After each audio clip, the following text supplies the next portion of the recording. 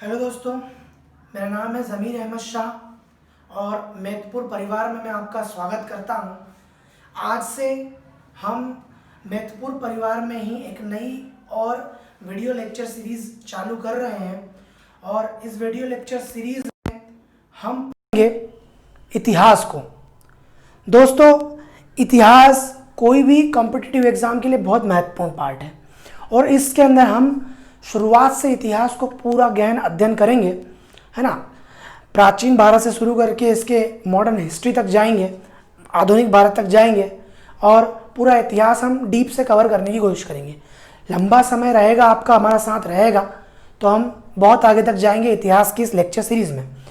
देखिए दोस्तों, इतिहास, सवाल ये है कि इतिहास पढ़ना ज़रूरी क्यों है। क्योंकि इतिहास पढ़ा इसलिए जाता है कॉम्पिटिटिव एग्जाम्स में ताकि पास्ट में हुई गलतियां, भूतकाल में हुई गलतियां दोहराई ना जाए, है ना। और इतिहास हमारे लिए इसलिए भी जानना आवश्यक है क्योंकि वो हमारा, कहते हैं ना कि पुरखों को याद करने से, अगर आज आपको अपना वर्तमान आज बनाना है तो पुरखों को पूजना बहुत ज़रूरी है।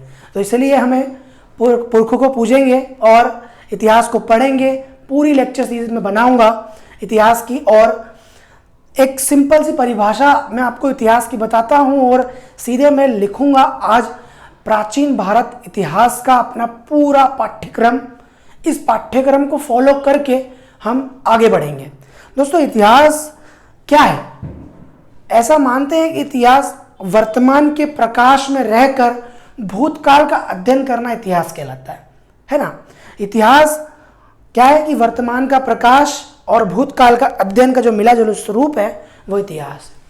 हम शुरू करते हैं पाठ्यक्रम प्राचीन भारत इतिहास का, है ना। प्राचीन भारत, ठीक है, एंशियंट हिस्ट्री, ठीक है।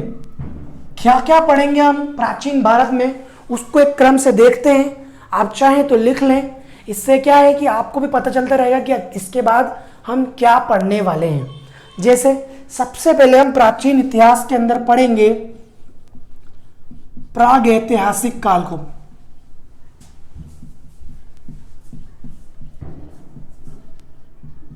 क्या पढ़ेंगे हम? प्रागैतिहासिक काल, ठीक है। इसको हम दो भागों में बांट के पढ़ेंगे। कौन सा दो भाग?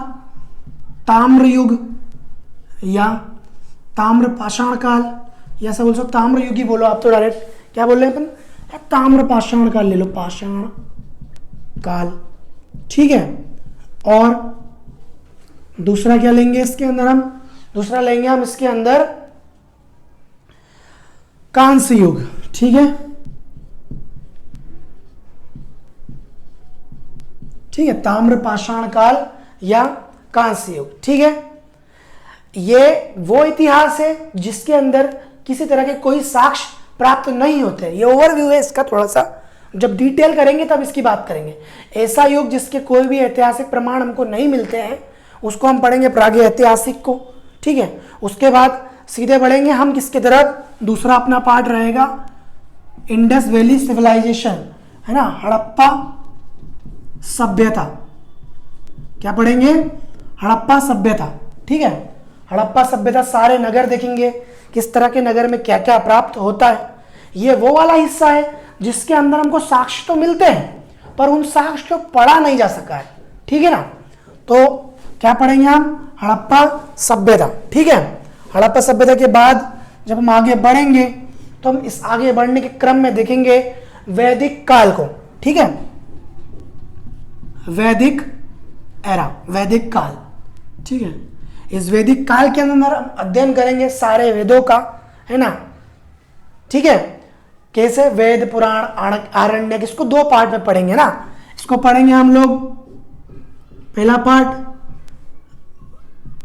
ऋग्वैदिक काल, संपूर्ण ऋग्वेद की बात करेंगे इसके अंदर, ठीक है। क्या था ऋग्वेद, इसके पढ़ने वाले को क्या कहते हैं, किस किस बातों का विवरण इस ऋग्वेद में है ना, किस तरह की व्यवस्थाएं हैं, किस तरह का व्यापार था है ना, पुरानी बातों को। और दोस्तों इतिहास आपको अगर इंटरेस्ट बनाना है तो आप ऐसा सोचिए कि यार आज हम यहाँ रह रहे हैं, हमारे आसपास का क्षेत्र ऐसा है, तो सोचो कैसा लगता होगा जब पुराने लोग रहते होंगे। तो इस तरह से जब हम पढ़ेंगे तो हमको इतिहास में इंटरेस्ट जागता जाएगा। अब बात सवाल ये है कि लोगों को लगता है कि क्यों गड़े मुर्दे उखाड़े जा रहे हैं। आप जानिए तो सही, आप क्यूरियोसिटी अपने अंदर जगाइए तो सही, आप उत्सुकता पैदा करेंगे तब तो आपको अच्छा लगेगा ना पढ़ना। खैर वो बात की बात है कि मैं उसकी जब पढ़ाऊंगा तब आपको उसमें भी इंटरेस्ट जागने लगेगा, कोई दिक्कत नहीं है। दूसरा पार्ट इसके अंदर हम क्या पढ़ेंगे, वैदिक काल के अंदर उत्तर वैदिक काल।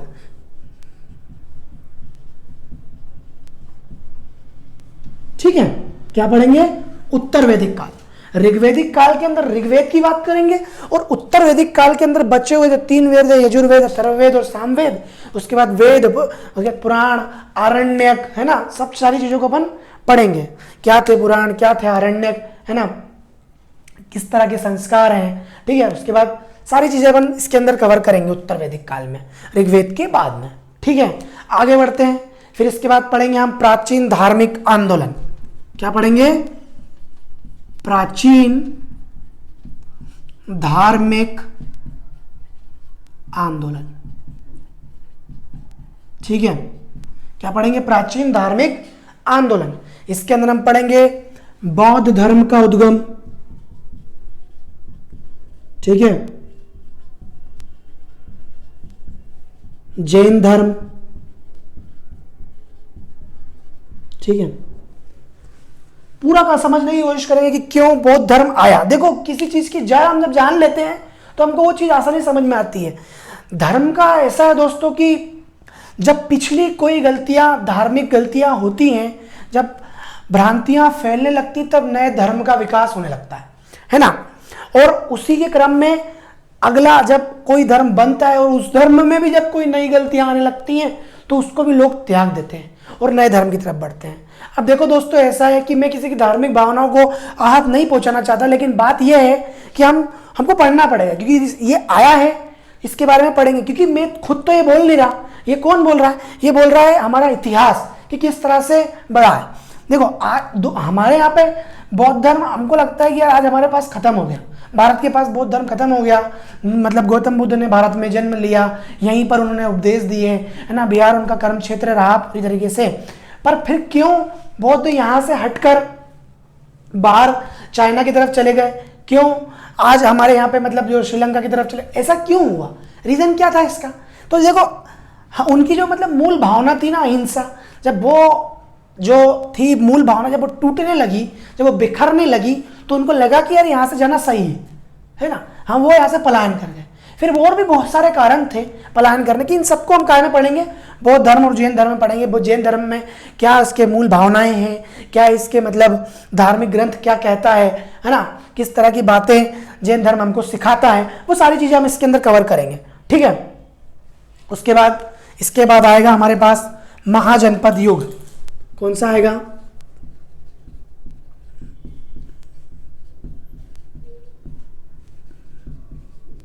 कौन सा आएगा, महाजनपद काल। ठीक है, महाजनपद काल के अंदर हम 16 महाजनपदों को देखेंगे, 16 महाजनपदों में देखेंगे। और देखने के बाद हम पढ़ेंगे मगध का उदय। क्या पढ़ेंगे अपन, मगध का उदय। ये भी हम देखेंगे कि क्यों मगध को ही पढ़ा जाता है ज्यादातर। ठीक है, क्यों हम मगध को ही पढ़ते हैं, मगध में हर्यक वंश का उदय होगा। ठीक है, ठीक है, हर्यक वंश का उदय होगा, हर्यक वंश को पढ़ेंगे। मगध के पूरे 16 के 16 महाजनपद बाकायदा मैप के साथ पढ़ेंगे, कौन सा कहाँ था, पूरा आपको भारत के मैप में समझाया जाएगा। और उसको देखो, क्या हिस्ट्री को पढ़ने के लिए थोड़ा सा ज्योग्राफी आना जरूरी है ना। अगर हमको ये सब पता रहेगा कि यार क्या हमारा हिंद प्रदेश है, क्या मतलब किस तरफ हमारा हिमालय का कौन सा क्षेत्र है, पूर्वोत्तर क्या, ये थोड़ा थोड़ा अगर हमको मतलब ज्योग्राफी का थोड़ा ज्ञान है तो हिस्ट्री समझना आसान हो जाता है। ठीक है, तो इसलिए हम मैप से थोड़ी सी स्टडी करने का कोशिश करेंगे, मैप को समझेंगे और उसके अंदर हम पूरे महाजनपद को पढ़ेंगे, 16 के 16 महाजनपद। उसमें मगध का पढ़ेंगे, फिर उसके बाद हम पढ़ेंगे किसके बारे में, हर्यक वंश के बारे में। फिर सीधे चलेंगे हम किसके बारे में, होने वाले भारत पर क्या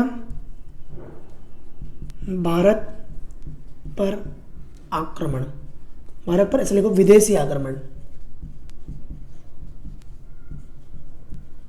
ठीक है। जैसे इसके अंदर हम विदेशी आक्रमण में हम पढ़ेंगे सिकंदर को, ठीक है, किस तरह से सिकंदर का भारत आगमन हुआ, है ना।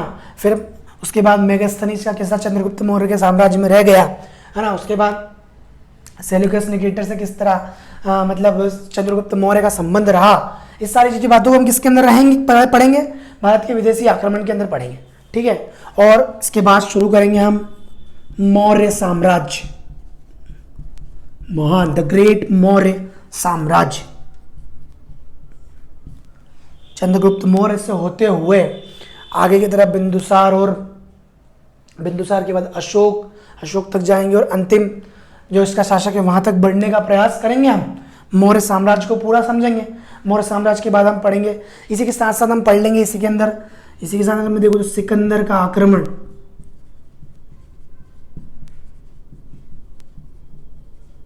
ठीक है, सिकंदर का आक्रमण, ठीक है। उसके बाद चंद्रगुप्त मौर्य हो गया। देखिए मौर्य साम्राज्य में किसको पढ़ेंगे हम लोग, चंद्रगुप्त मौर्य को। मौर्य साम्राज्य में और भी सारे लोग रहेंगे ना, उसमें अपन विशेष इसको पढ़ेंगे चंद्रगुप्त मौर्य, ठीक है। चंद्रगुप्त के मौर्य के बाद हम आगे बढ़ेंगे बिंदुसार पर, ठीक है। बिंदुसार के बाद अशोक, ठीक है, बिंदुसार के बाद अशोक, फिर आता है क्या हमारा शुंग वंश, क्या आएगा, शुंग वंश, ठीक है। कण्व वंश, छोटे छोटे वंश है ये, क्या आएगा, कण्व वंश, शुंग वंश, कण्व वंश, सातवाहन वंश, कौन सा, सातवाहन, सातवाहन वंश, ठीक है। सातवाहन वंश के बाद थोड़ा सा पढ़ेंगे हम कलिंग के बारे में, ठीक है, खारवेल कलिंग, ठीक है, कलिंग के बारे में पढ़ेंगे। कलिंग के बारे में पढ़ने के बाद वाकाटक को पढ़ेंगे थोड़ा सा, ठीक है ना। इतनी चीजें हम पढ़ेंगे। इसके बाद सीधे हम लोग चलेंगे विदेशी उत्तराधिकारियों की तरफ। किस तरफ चलेंगे हम, विदेशी उत्तराधिकारियों की तरफ, ठीक है ना। विदेशी उत्तराधिकारी, विदेशी उत्तराधिकारी के अंदर हम पढ़ेंगे हिंद यवन को, है ना। इसकी बात करेंगे हम, कुशुलकर्ण फेस, है ना, इनकी बात करेंगे पूरी। शक के बारे में पढ़ेंगे हम सेकंड नंबर पे, शक साम्राज्य के बारे में, ठीक है ना। शक साम्राज्य की बात होगी। पहला पार्थियन जो है ना, उसकी बात करेंगे।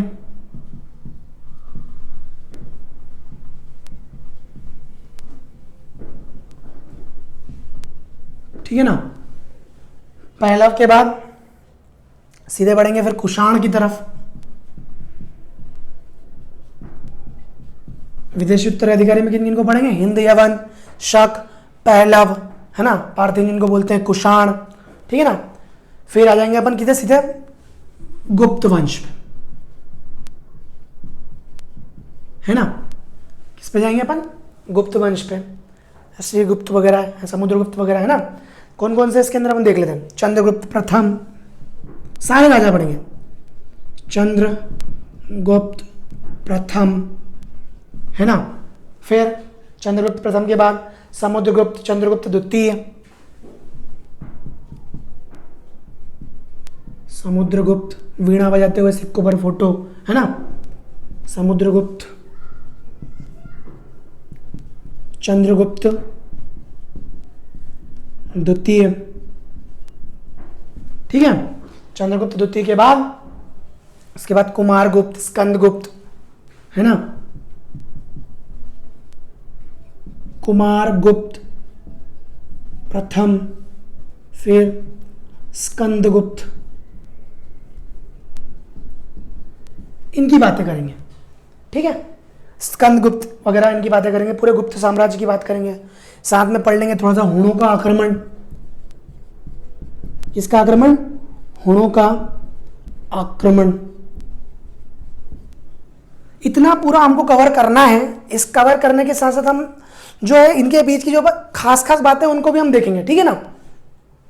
जैसे गुप्त साम्राज्य का प्रशासन हो गया, जो कोई विदेशी साम्राज्य, विदेशी उत्तराधिकारी थे उनका कैसा प्रशासन था, उनकी सैन्य व्यवस्था कैसी थी, है ना, किस तरह से वो शासन करते थे, है ना।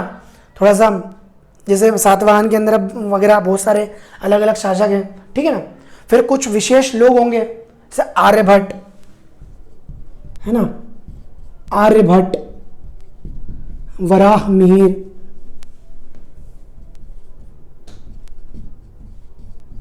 धन्वंतरी, ठीक है, आर्यभट्ट, वराह मिहिर, धन्वंतरी, चरक, सुश्रुत, ठीक है ना, चरक हो गए, सुश्रुत हो गए, ठीक है। उसके बाद बस इतने ही विशेष जो खास खास हैं उनके बारे में बात कर लेंगे सारे। मतलब किसी ने अपने अपने तरह की अलग अलग खोजें की हैं और उनका पूरा जीवन हम देख लेंगे थोड़ा थोड़ा करके। ये विशेष वीडियो रहेगा बाद में, इन सबके बाद, ठीक है। फिर देखें आगे बढ़ते हैं, इसको मैं मिटा देता हूँ थोड़ा सा, इसके आगे बढ़ते हैं, ठीक है। अपन कितने नंबर पे थे? 10 नंबर पे, ठीक है, ओके।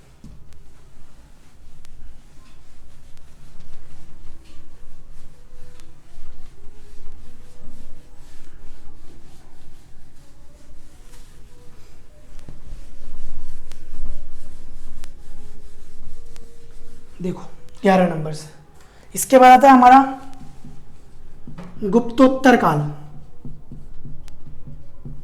ठीक है। गुप्त के बाद वाला जो काल आएगा गुप्तोत्तर काल, इसको हम पूर्व मध्यकाल भी बोल सकते हैं, पूर्व मध्यकाल। इसकी हम बात करेंगे पूरी तरीके से, गुप्तोत्तर काल या पूर्व मध्यकाल। इसके अंदर हम हर्षवर्धन को पढ़ेंगे, ठीक है, या पूरा वर्धन वंश देख लो, हर्षवर्धन, ठीक है ना, इसकी बात करेंगे हम, है ना। ये किसका था? वर्धन वंश का, ठीक है। अभी हम क्या अपनी पहली शताब्दी की तरफ बढ़ने लग रहे हैं ना। फिर गुर्जर प्रतिहार वंश, ठीक है ना, गुर्जर प्रतिहार हो गया, पाल वंश हो गया। कुछ छूटे ना, इसके लिए हम पूरा का पूरा एक ही बार में लिख ले रहे हैं ताकि हम इसको देख के आगे बढ़ते जाएं अपने वीडियोस में, ठीक है। राष्ट्रकूट हो गया, ठीक है, पाल वंश, राष्ट्रकूट वंश, ठीक है। इसके बाद छोटे छोटे बहुत सारे साम्राज्य भी थे, उनको भी हमको देखना रहेगा, है ना। क्योंकि अब क्या है कि हम थोड़ा सा 11वीं से मतलब जो है 1100 के आसपास पहुंच जाएंगे, है ना। देखो क्या है उसमें, कन्नौज के गढ़वाल, ठीक है। कन्नौज का कौन सा वंश है? कन्नौज के गढ़वाल वंश, ठीक है, कन्नौज का गढ़वाल वंश। फिर इसके बाद दिल्ली का चौहान वंश,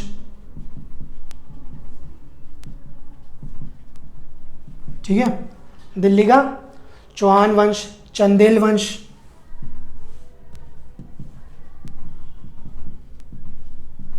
ठीक है, चंदेल वंश के बाद मालवा का परमार वंश,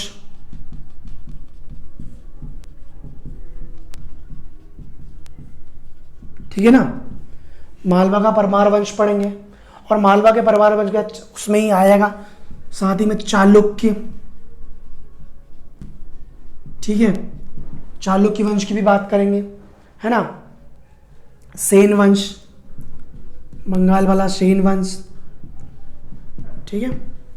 सेन वंश के बाद लास्ट में कोई छोटा एक बचा हुआ हिंदू शाही वंश, देख लेंगे उसको भी, हिंदू शाही वंश, ठीक है ना। इसके बाद इनको पढ़ने के बाद हमारी जो है मिडाइवल हिस्ट्री की पृष्ठभूमि तैयार होने लगेगी। और मिडाइवल हिस्ट्री को पढ़ने की इसके बाद चालू करेंगे, लेकिन उसके पहले भी कुछ चीज़ें बची गई हैं वो देख लेंगे। जैसे दक्षिण भारत को देखो आप, है ना, दक्षिण भारत का इतिहास किसके बारे में? दक्षिण भारत का इतिहास। किताबों को पढ़ेंगे, इनके संगम काल को समझेंगे, थोड़ा सा संगम काल क्या था उसकी बात करेंगे, है ना। वातापी बादामी,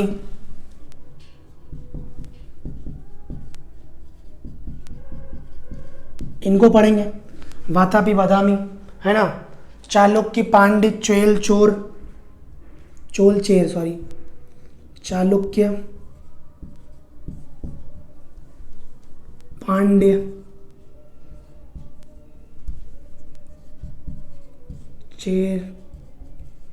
चोल, है ना।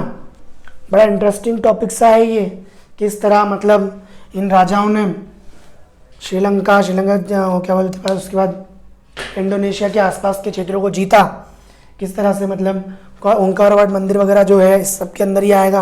अलग अलग बहुत सारी जो मंदिर की शैलियाँ हैं, है ना, कितना धन था इनके पास, वो सब हम देखेंगे उसके अंदर। तो देखो ये था हमारा एंशिएंट भारत का पूरा सिलेबस, है ना। इतना हमको एंशिएंट हिस्ट्री के अंदर अपने को पढ़ना है।